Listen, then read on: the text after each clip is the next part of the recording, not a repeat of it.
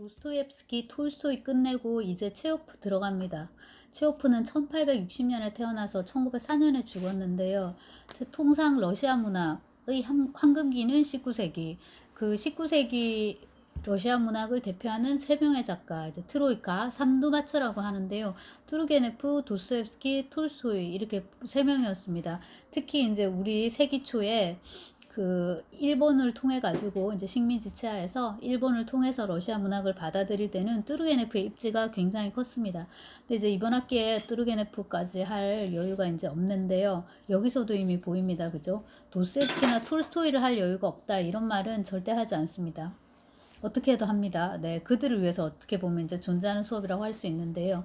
근데 이제 뚜르게네프가 빠진 자리에 체호프를 살짝 끼워 넣기도 합니다. 그러면 도스토옙스키, 톨스토이에 덧붙여서 이제 체호프에서 세 명을 러시아 3대 작가로 보기도 하고요. 체호프는 이제 생물 연도도 걸쳐 있지만 19세기를 마감하고, 그러니까 사실주의를 마감하고 20세기를 모더니즘을 여는 작가 이렇게 이제 평가하기도 합니다.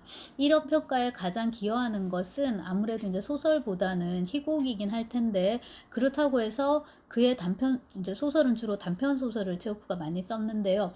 그렇다고 해서 그의 단편 소설의 가치가 떨어지는 것은 절대로 아닙니다.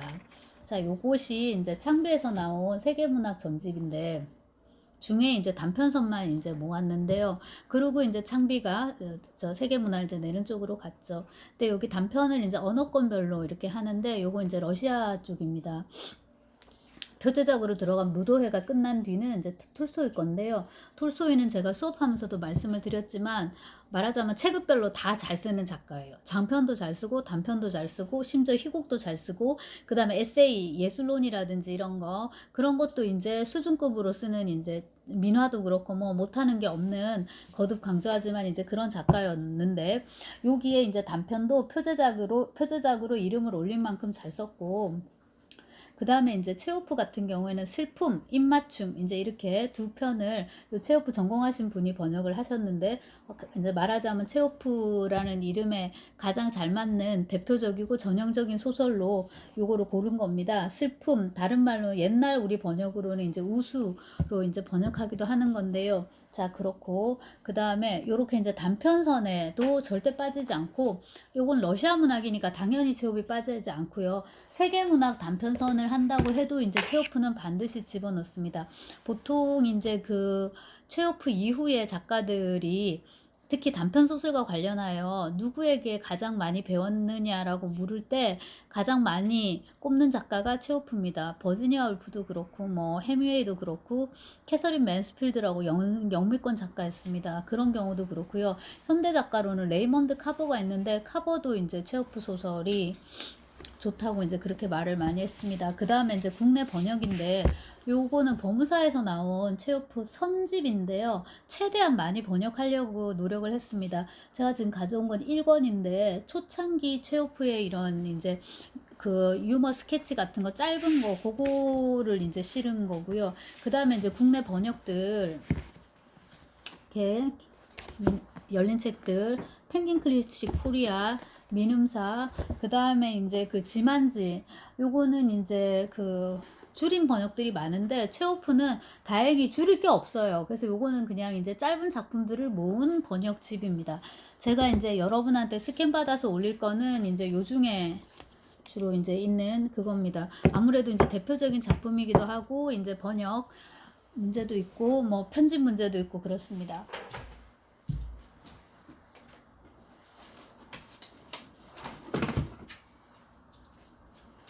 자, 체호프 여러분 전집입니다. 요게 역시 그 러시아답게 아무 장식도 없고 그냥 안톤 체호프라고 이제 흘렸었고요. 보시면 막 종이가 이렇게 해가지고 막 먼지.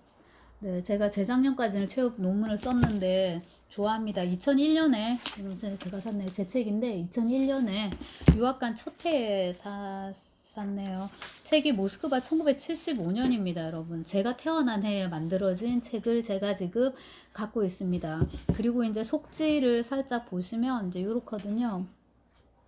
활자가 굉장히 작습니다. 근데 체홉은 장편을 썼던 도스옙스키 톨스토이하고 다르게 주로 단편을 썼고 그 다음 이제 희곡을 썼는데요. 편집글도 되게 많습니다. 근데도 그 분량은 결코 톨스토이, 도스옙스키보다 적지 않다. 톨스토이보다는 적어요.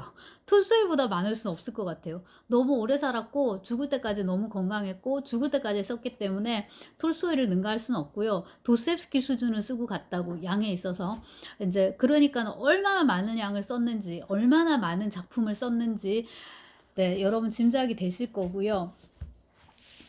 자, 올려드린 연보를 이제 출력을 하시든가 아니면 어떻게 갖다 놓고서 같이 이제 보시기 바랍니다.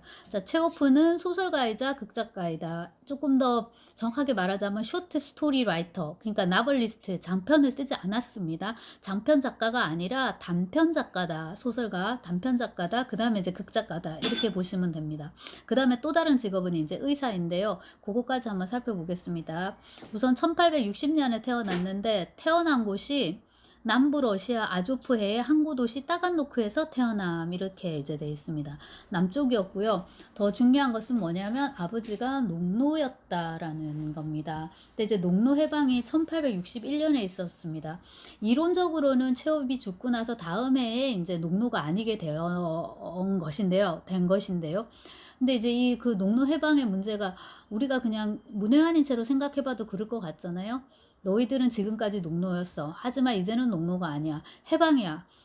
이것도 이렇게 대단히 심각한 문제일 것 같고, 체홉의 마지막 희곡인 벚꽃동산을 보면은 피르스라는 농노가 나오는데 해방이야. 이제 가. 네 맘대로 살아. 그랬는데 어떻게 마음대로 살아요? 지금까지 이렇게 농노로 살아왔는데 저 그냥 여기 있을래요 이래가지고 그냥 계속 거기 이제 있습니다.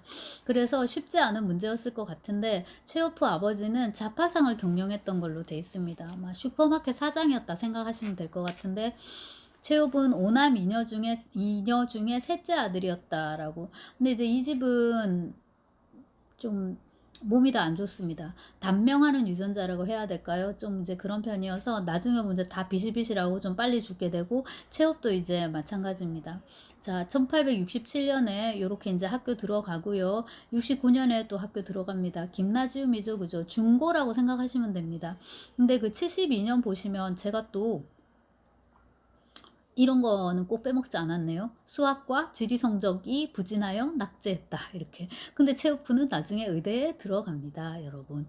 자, 그 다음에 이제 1873년 가을에 처음으로 극장에 가서 뭐를 관람을 했다. 이렇게 돼 있고, 이후에 이제 극장을 드나들면서 햄릿, 감찰관 이런 걸 이제 관람한다라고 돼 있는데, 연극에 눈뜨게 됩니다. 극장에. 감찰관은 이제 고골이 쓴 거고요. 햄릿은 여러분 아시는 그 셰익스피어의 그 유명한 햄릿입니다. 그래서 그 체오프 문학의 두 가지 이제 소설을 쓰는데 더 욕심은 희곡에 더 있었던 것 같고요. 이때부터 이미 시작됩니다. 자, 1875년 보시면 형 두 명이 모스크바로 갑니다. 다들 이제 그 야망이 있었던 거죠, 그죠? 1번형 알렉산드르는 그 모스크바 대학 물리수학 이쪽이고, 두 번째는 이제 미술학교, 그러니까 예술적 재능도 또 있는 집이고, 그렇습니다. 그 다음에 1876년 아버지 파산합니다. 그래서 집안이 모스크바의 빈민가로 이주한다라고 돼 있는데 요 맥락을 제가 잘 못 세우겠네요. 집이 파산을 했으면 거기 있어야지 왜 모스크바로 갔는지. 근데 이제 빈민가에 어쨌거나 이제 자리를 잡는데 이제 체오프까지는 감당이 안 됐던 것 같아요. 그래서 체오프는 그냥 자기 고향에 남아가지고 주경야독이죠. 뭐 이렇게 하면서 제가 거기 중학교라고 써놨는데 고등학교라고 여러분 생각하시면 될 것 같아요. 다 이제 그렇게 하고 1819년이면 만으로 한 19세 뭐 20살이죠. 대학 가야죠. 이제 대학 가야 되는 나이입니다. 그래서 그 시 자치의 장학금을 받고서 9월에 모스크바 의학부에 입학한다라고 돼 있는데 요즘도 그런 거 있는지 모르겠네요. 여러분 중에 향토 장학금 이런 식으로 해가지고 이제 그 지역에서 공부 잘하는 학생들 중에 이렇게 이제 서울로 진학을 하게 되면 이런 이제 장학금을 대주는 그런 거죠. 근데 장학금 액수가 100루블이라고 네, 놀라운 예, 좀 금액입니다. 물가를 지금 감안을 하면은 뭐 또 좀 다르긴 하지만은, 그러니까 적다 이런 의미입니다. 근데 이제 물가가 있기 때문에, 자, 그렇고요. 그 다음에 모스크바 대학 의학부에 입학했다라고 이제 제가 썼는데 요것도 틀렸어요. 그러니까 모스크바 대학 줄여가지고 MGU인데요, 러시아에서 부르는. 근데 이제 우리는 체홉이 모스크바 국립대학 의학부의 전신에 입학한 걸로 알고 있지만, 그 전신이 아니라 다른데 모스크바에 있는 어떤 의학부 의대에 들어갔더라고요. 근데 뭐 어쨌거나 그렇게 의대를 들어갈 만큼 공부를 잘했던 거는 맞고요. 그 다음에 이제 진정한 주경야독의 생활이 시작됩니다. 의학도로서 공부를 하면서 거기 똑같이 1879년을 보시면 연말부터 유머 잡지에 기고하기 시작한다라고 돼 있죠, 그죠? 그래가지고 이제 체육은 요 21살 요 무렵에 굉장히 많은 그 뭐야 21, 서너 살까지, 그러니까 20대 초중반에 엄청나게 많은 수의 그런 그 유머러스한 스케치들을 써낸 걸로 그렇게 알려져 있습니다. 근데 이제 이때는 안톤 체호프라는 이름보다는 그 80년의 두 번째 줄 한번 보시면 안토샷 체혼테, 안체발 다스토프, 루베르 등의 필명을 썼다라고 돼 있고 400편 이상이라고 제가 이렇게 써놨는데 온갖 잡글들을 다 썼던 것 같고요. 그 다음에 이제 지면 자체도 그 80년의 두 번째 줄 보시면은 잠자리, 이게 지면 이름입니다. 그 다음에 82년 보십시오. 유머 주간지 오스콜키, 제가 러시아로 써놨는데 파편들 뭐 이런 거죠, 그죠?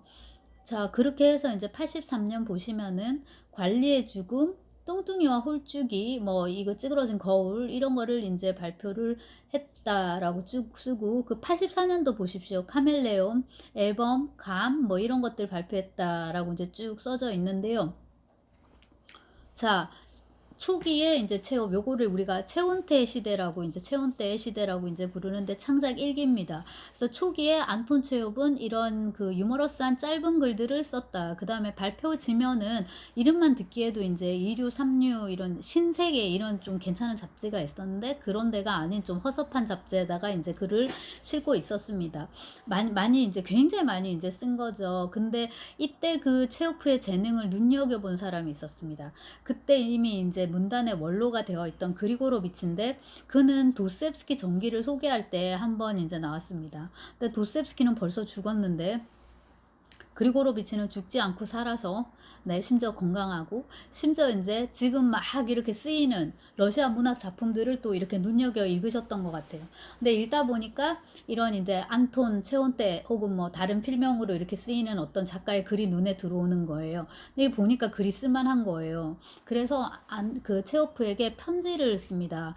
너는 재능이 있다. 주제도 괜찮고. 근데 왜 그 재능을 이렇게 쓸데없는 것들을 쓰는데 낭비하느냐. 이렇게 막 찌질한 글들을 이렇게 나열하는데, 그 힘을 하나로 모아가지고 조금 더 진지한 작품을 쓰는데 한번 몰입해봐라 라는 이제 편지를 쓰게 됩니다. 근데 꼭 이 편지 때문만은 없겠지만 이것을 계기로 하여 이제 체호프는 보다 더 진지한 문학 활동으로 이제 들어서고, 그 다음에 작품도 조금 더 이제 무게를 띠는 걸로 그렇게 갑니다. 사실 85년에 쓰고 발표한 작품들 중에 좋은 거 많은데요. 거기 보시면 비의 거울, 손님, 너무 짜다, 뭐 등등등. 근데 뭐 다 이렇게 1기로 이렇게 묻습니다. 그리고 이제 1886년부터 2기로 들어갑니다.